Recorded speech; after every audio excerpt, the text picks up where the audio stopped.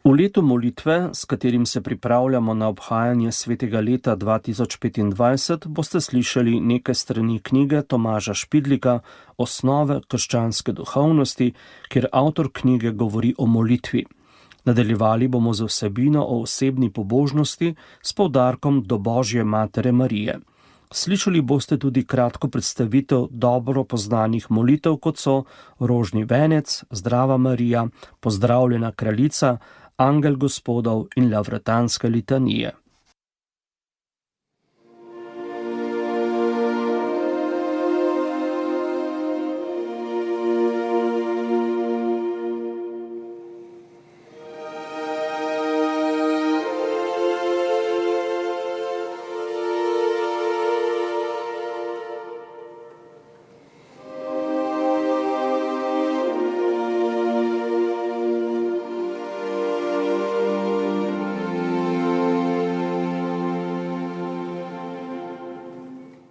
Pobožnost do Marije.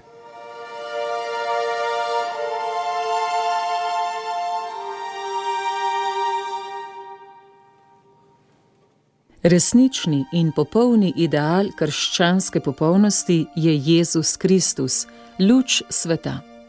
S pobožnostjo do Marije ta luč ni zatemnjena. Nasprotno, njen sijaj in moč prideta še bolj do izraza. Kaj bi bil odrešenik, če ne bi bilo odrešenih? Marija je podoba človeka, ki ga je Kristus popolnoma odrešil. Kdor torej hoče videti, kakšen je učinek Kristusovega odrešenja, naj se ozre na Marijo. Odrešenje je milost. Božja mati je milosti polna. V njej bolje vidimo, kaj more milost narediti iz človeka, na kakšno višino ga more dvigniti. Med številnimi življenjepisi svetnikov je Marijino življenje najlepše duhovno branje. Do skrajnosti skromno in jedrnato v opisu zunanjih dogodkov.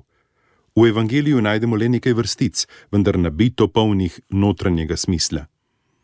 Vsak dogodek izraža skrivnostno dogmo, brezmadežno spočetje, Božje materinstvo, notranji odnos do Jezusa, navzočnost pod križem in pri prihodu Svetega Duha.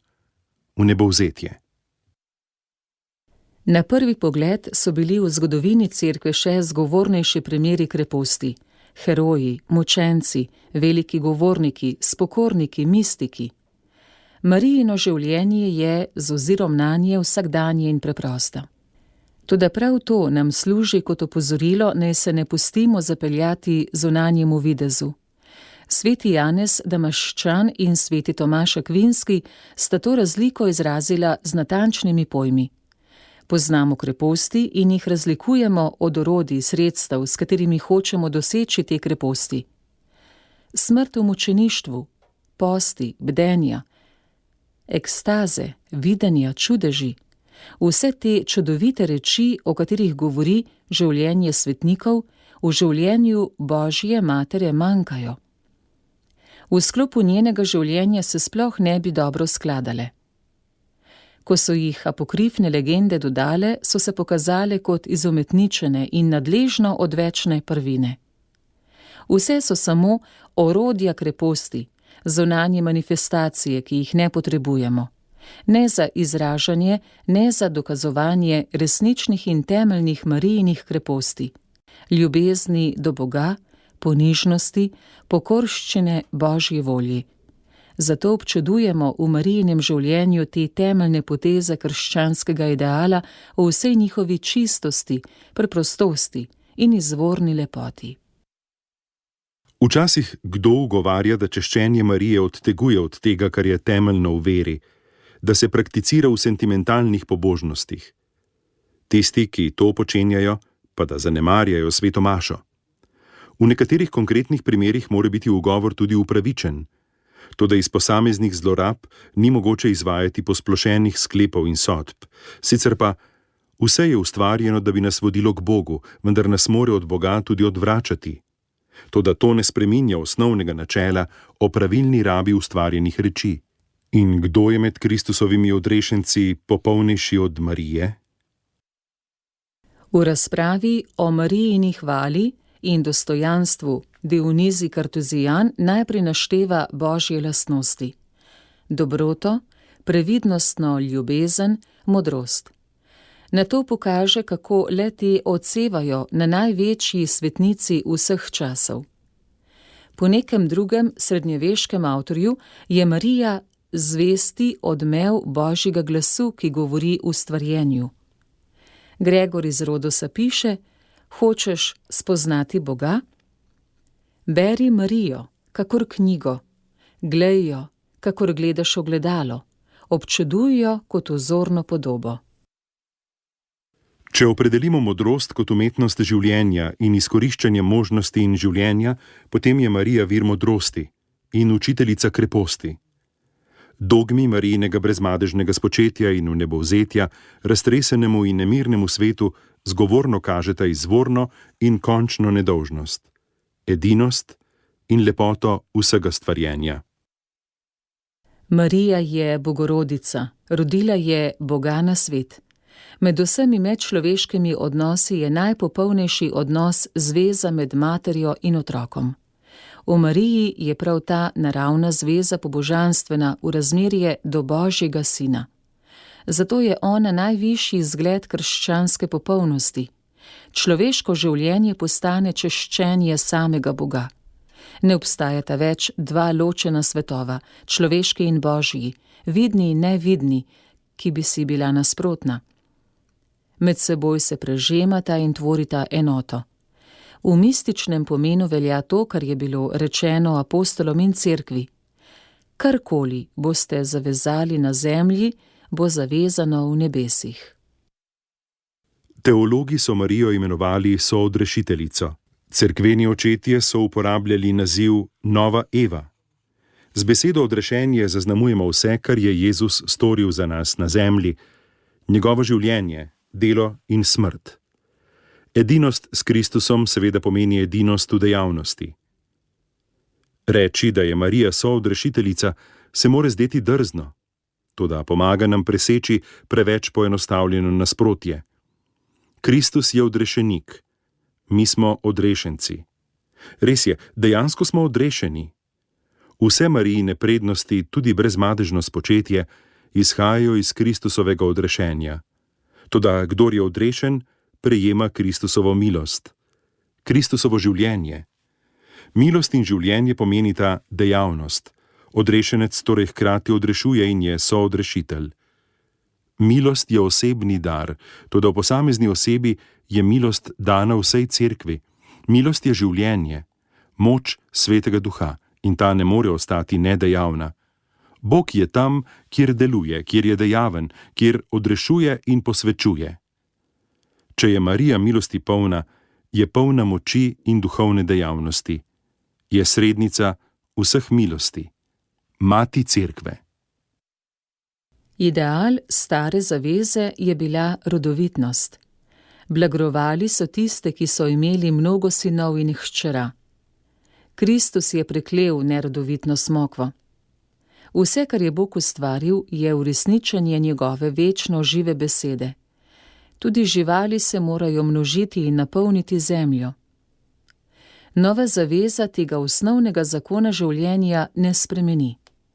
Pokaže pa nam novi duhovni način, kako doseči rodovitnost. Marijino devištvo je združeno z Božjim materinstvom. Tiste, ki hodijo po stopinjah device in živijo v čistosti, sveti Janez Zlatousti imenuje očete in matere v duhu in resnici.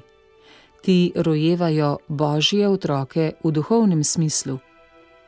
Iz bizantinske liturgije: ti, pomoč in varuhinja mojega življenja, Mati Božja in Devica, privedi me v svoj pristan, izvir vsega dobrega, podpora vernih, edina opevanja vredna.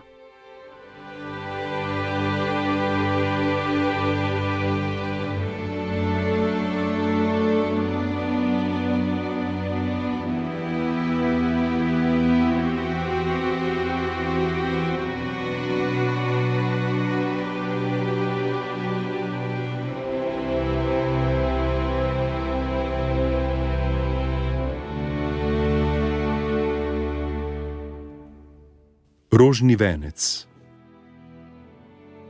Navada štetja molitev je že zelo stara. Na nekem spomeniku v Ninivah opazimo dve ženi, ki sedita pod svetim drevesom in imata v rokah neko pripravo za štetje. Marko Polo je pisal o kralju Malabarju, ki je imel okrog vratu vrvico s 104 dragocenimi kamni za štetje svojih jutranjih in večernih molitev. Nekaj podobnega najdemo pri budistih. Danes nam je poznan tudi muslimanski rožni venec. Iz krščanske dobe pripovedujejo o svetem Pavlu Puščavniku, ki je vsak dan dal v torbo 300 kamenčkov. Enega za drugim je vrgel proč in tako z njimi štel molitve, ki si jih je določil. Podobno štetje je uporabljala tudi sveta Klara. Bilo je bolj praktično, vrvica z vozli. Če oba konca vrvice zvežemo, nastane venec, niz Oče našev, o katerem govori Boccaccio. Odprto obliko vrvice, viseče na pasu, je bilo še dolgo časa mogoče videti v Veliki Britaniji. Kmalu so vozle nadomestila zrna, koščki lesa, pa tudi biseri in dragulji. Leta 1389 se je francoski kralj poročil z neko Milančanko, našteti so zakladi, ki jih je prinesel. Med njimi je bil tudi niz paternoštrov z gumbi iz srebra, zlata, biserov in stekla. Delavnica rožnih vencev je pripadala umetniški obrti. Med cehovskimi združenji velikih mest, kakor London, Dunaj, Praga, so jih imenovali paternoštarje, ker so izdelovali rožne vence, paternoštre. Kakor razodeva ime, so na začetku šteli Oče naše. Od 12. stoletja so nekateri častilci Božje matere imeli navado šteti tudi Zdrava Marije. Tako je molila, na primer, blažena Benvenuta Bojani. 1000 Zdrava Marij na dan, v soboto 2000 in na praznik oznanjenja 3000. Tudi dominikanec Dominik iz Levija je zmolil 1000 Zdrava Marij na dan. Beremo, da je tudi umrl z rožnim vencem v rokah. Kako je bilo določeno število 150? Prvo vest o tem imamo iz 12. stoletja. Neko redovnico, Evlalijo po imenu, naj bi opomnila Božja mati, da ne sme moliti v naglici. Od takrat je molila samo tretji del molitve, to je 50 Zdrava Marij.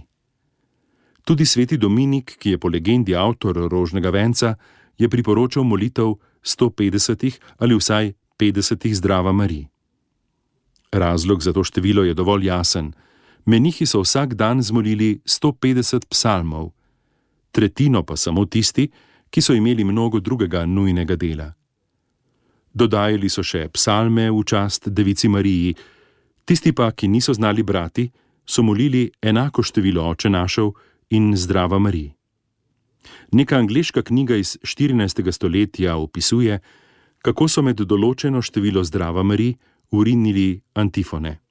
Prvih 50 so zmolili zjutraj na čast oznanjenju, drugih 50 opoldne na čast Gospodovemu rojstvu, tretjo skupino pa zvečer v počastitev nebovzete. Ker je bilo v brevirju običajno 5 antifon, so jih urinili na vsakih 10 Zdrava Marij.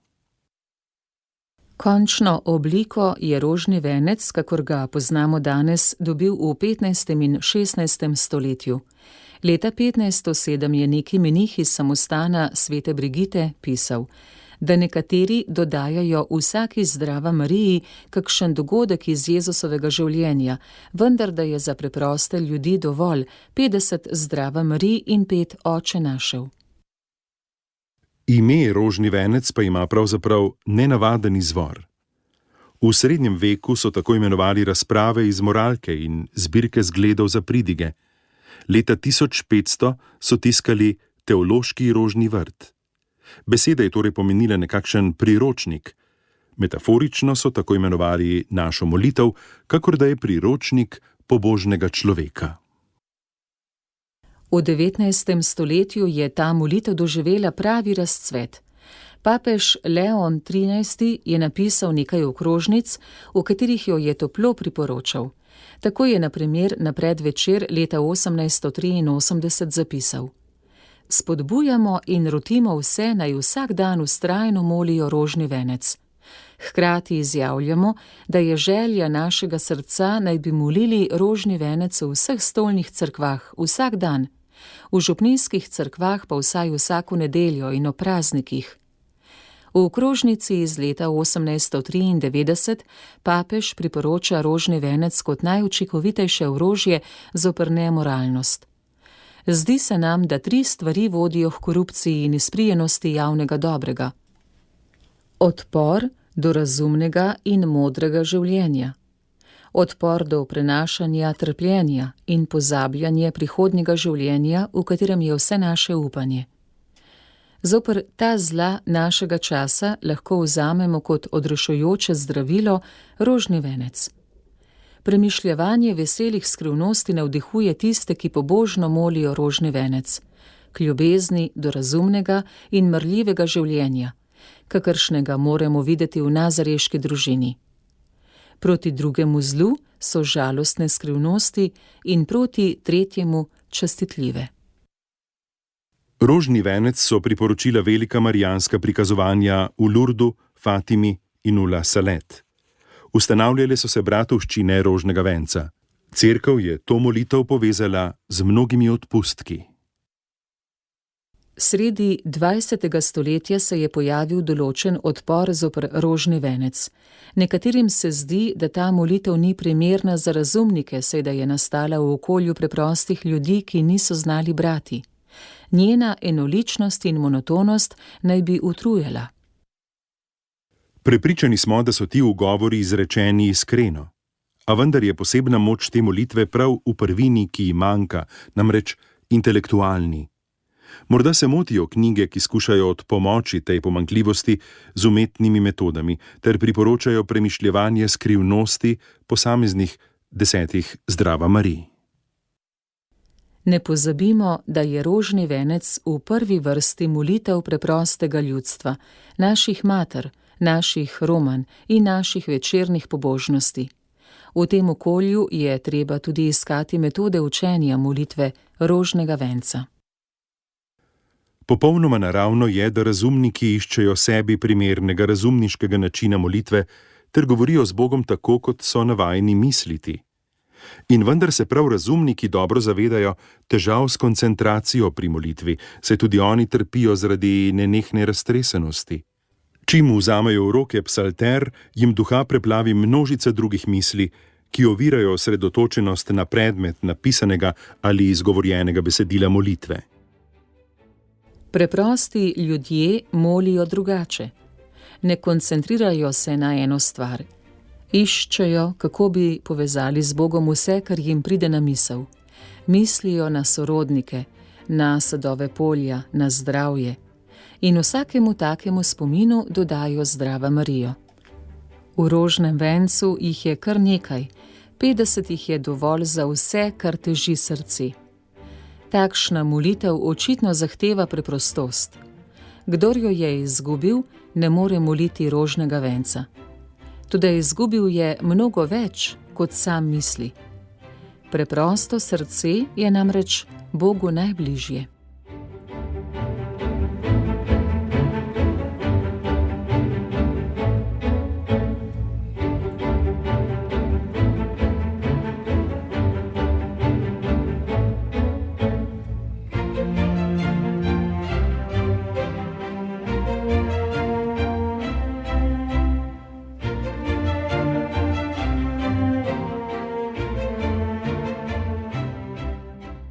Molitev Zdrava Marija.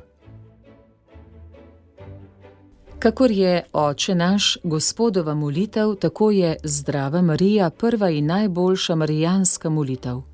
Navajeni smo, da molimo obe molitvi skupaj. Oblika Zdrava Marije, kakor jo molimo danes, se je razvijala. Sestavljena je iz 2 delov. Pozdrav in pohvala devici je vzeta iz Evangelija. Tema pa je Cerkev dodala prošnjo Sveta Marija. Zdrava Marijo tudi opredeljujemo kot angelski pozdrav, ker so prve besede angelovega pozdrava pri oznanjenju: Veseli se Marija, milosti polna, Gospod je s teboj. Tem je dodan Elizabetin pozdrav Božji materi, blagoslovljena ti med ženami in blagoslovljen sad tvojega telesa.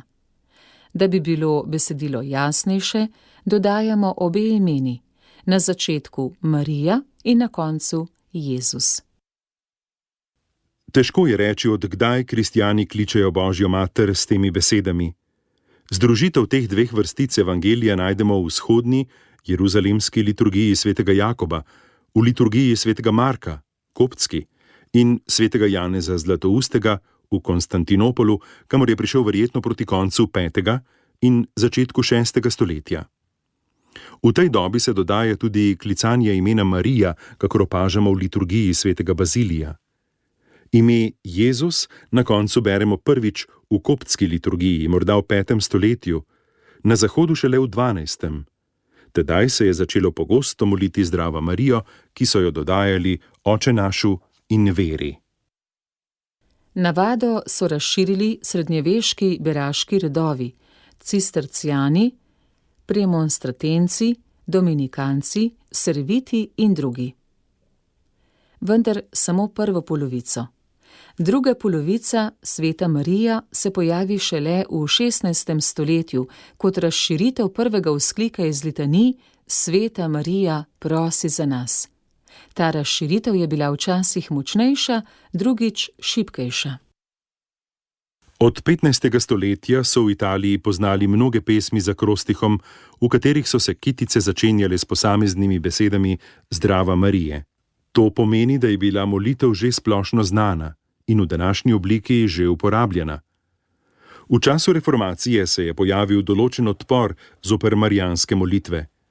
Erasmu ni bila všeč molitev Zdrava Marije pred pridigo. Sveti Robert Bellarmin je, nasprotno, to navado širil. Zdelo se mu je prav, da pridigar začne z besedami angela, ki je oznanil Kristusov prihod na svet in med ljudstvo. To je vendarle temeljna verska resnica. Pohvale tej molitvi so izrazili mnogi svetniki in duhovni pisatelji. Tako na primer piše Tomaž Kempčan: Klečim pred teboj, presveta devica, in molim Zdrava Marijo. Je molitev iz malo besed, toda polna globokih skrivnosti. Kratka je, njena moč pa daleč sega. Dragocenejša je od zlata, slajša od medu. Zasluži, da se naše premišljevanje ob njej ustavlja s srcem, da bi jo nenehno nadaljevali z ustnicami.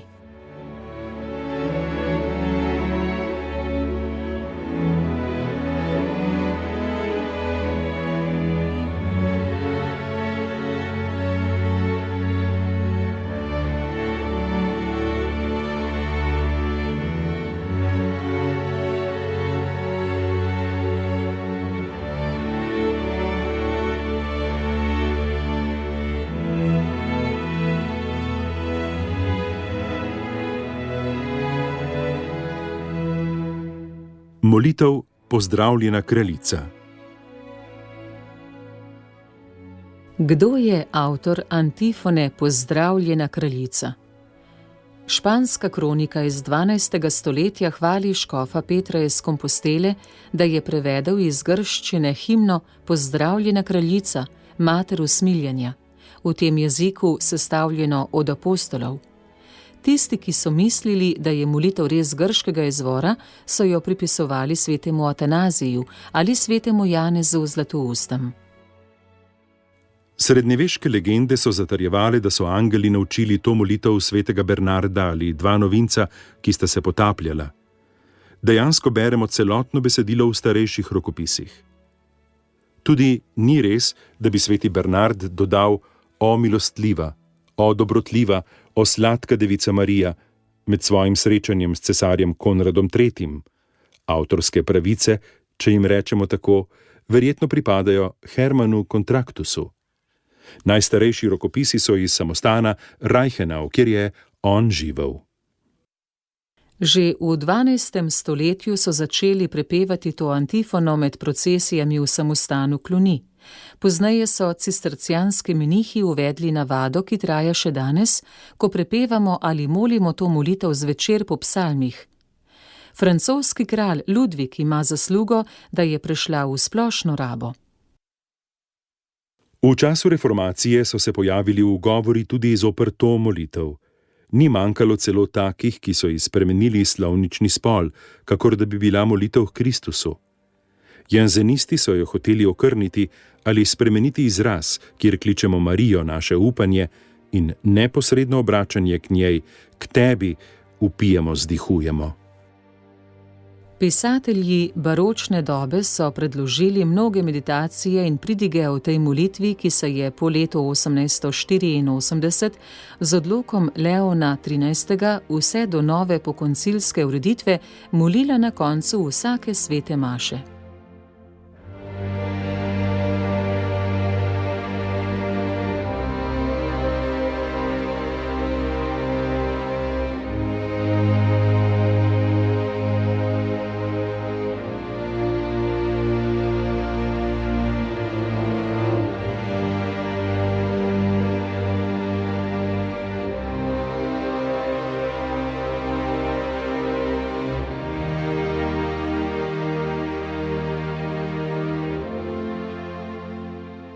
Molitev Angel Gospodov. Že v 11. stoletju je znana navada, da so po molitvi psalmov ob večernem znaku z zvonom dodali še molitev k Materi Božji. Da bi označili čas, je bilo odločeno, naj se zvoni 3-krat, vmes pa naj se moli Zdrava Marija. Sinoda iz leta 1061 v Normandiji je vpeljala to navado tudi v župnijske cerkve. V 13. in 14. stoletju se je ta običaj širil tudi v druge evropske dežele in v Rim, zlasti po odloku papeža Janeza XXII. Iz leta 1327. Pozneje so začeli moliti Angel Gospodov tudi zjutraj. V Evropi je to postala splošno razširjena praksa sredi 16. stoletja. Najstarejši dokument, ki govori o tem, so konstitucije Tomaža, opata na Monte Cassinu, iz let 1285 do 88. Tam naroča zakristanu naj zvoni Ave Marijo zjutraj in zvečer. Opoldanski zvon je imel na začetku drugačen pomen. V srednji Evropi so zvonili ob petkih, v čast Gospodovemu trpljenju. Kalist III. Je naročil, naj se vsak dan ob zvonjenju molijo 3 Zdrava Marije kot prošnja za pomoč zoper Turke. Leta 1472 so v Franciji s kraljevim odlokom zapovedali opoldansko zvonjenje. Navada je postala splošna v 16. stoletju. Ker so ljudje pri molitvi pokleknili, je župan iz Prage naročil, naj zvonovi vseh cerkva pozvonijo ob istem času, da bi ljudje lahko skupno pokleknili. Od tedaj imamo pričevanja o molitvi angelskega češčenja v današnji obliki, ki jo je leta 1724 odobril Benedikt XIII. On je odločil, da jo v velikonočnem času nadomesti antifona Raduj se, kraljica nebeška.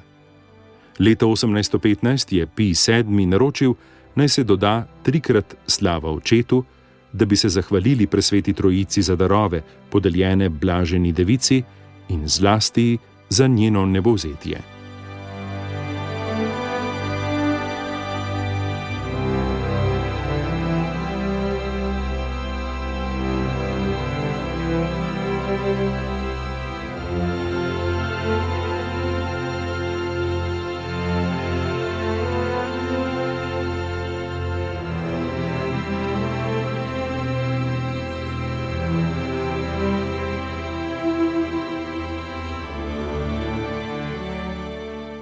Molitev Raduj se, kraljica nebeška. Tej antifoni pripisujejo legendarni izvor. Sveti Gregor Veliki naj bi med razsajanjem kuge v Rimu sodeloval v procesiji s podobo Božje matere, ki so jo pripisovali svetemu Luku. Ko so se približali Hadrijanovemu grobu, angelskemu gradu ob Tiberi, naj bi slišal angele, ki so prepevali Raduj se, kraljica nebeška. On pa naj bi dodal Prosi za nas Boga. Takoj na to naj bi videl angela, ki je vtaknil meč v nožnico. To so razlagali kot znamenje, da je kuge konec. Zdi se, da je avtor molitve Gregor V. Najdemo jo v frančiškanskem brevirju na začetku 14. stoletja. Še vedno jo molimo v velikonočnem času namesto angelovega češčenja.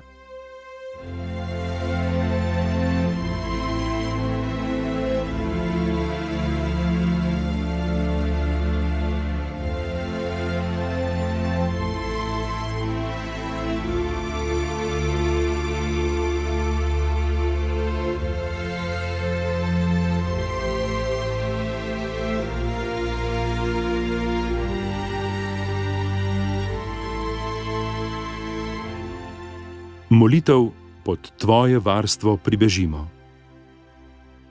Je zelo stara molitev.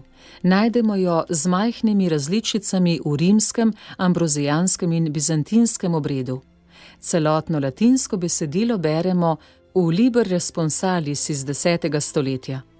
Cisterciani jo molijo po psalmih 3. ure, drugod po večerni molitvi.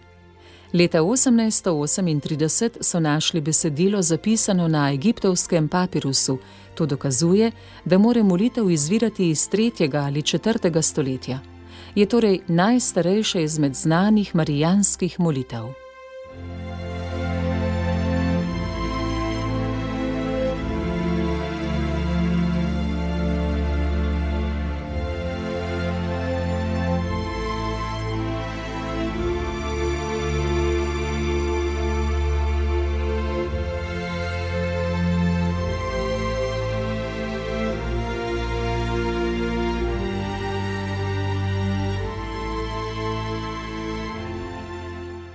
Molitev spomni se. To molitev pripisujejo svetemu Bernardu, ker ustreza besedilu svetnikovih pridig, vendar se zdi, da njenega izvora ne moremo postavljati pred 15. stoletje. Prvi tekst, ki ga poznamo, je iz leta 1489. Apostol in razširjevalec te molitve je postal Claudio Bernardo. V njegovi biografiji se govori o čudežih, ki so se zgodili, ko je molil to molitev.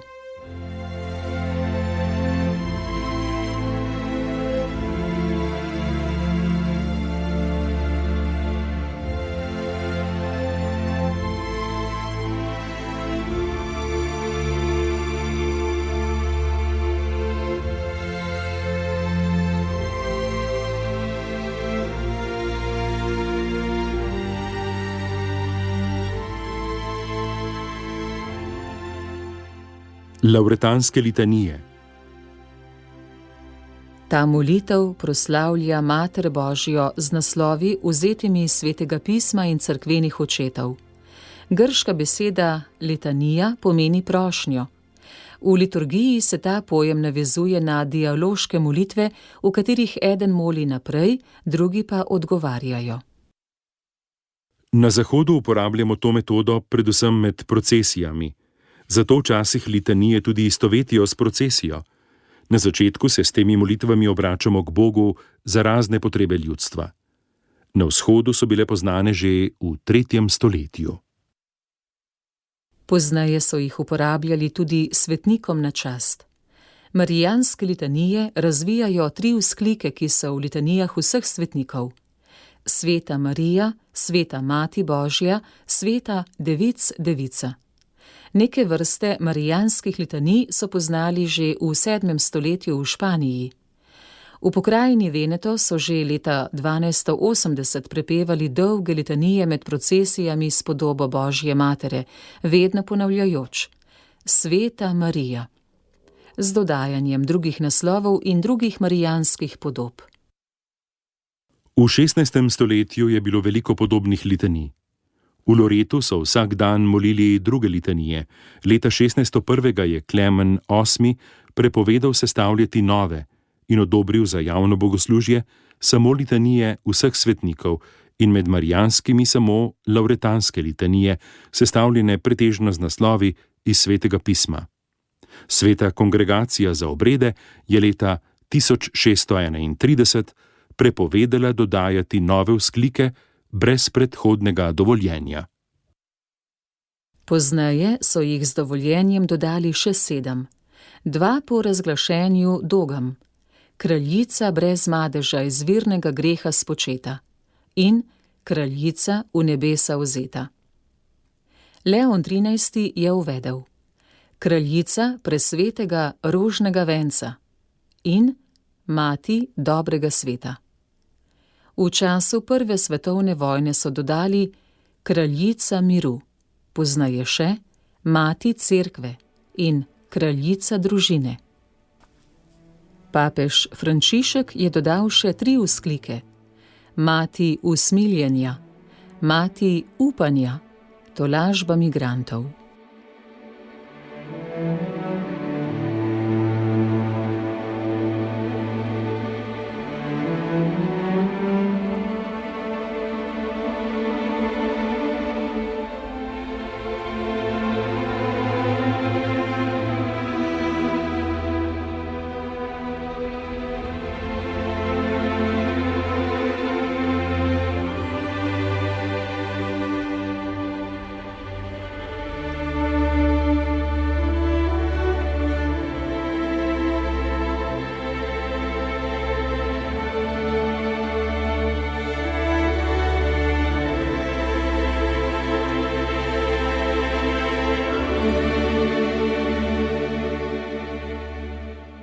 Poslušali ste katehezo o molitvi. Besedilo je bilo vzeto iz knjige Tomaža Špidlika Osnove krščanske duhovnosti. Knjigo je izdala Slomškova založba v letu 1998. Brala sva Nataša Ličen in Jure Sešek.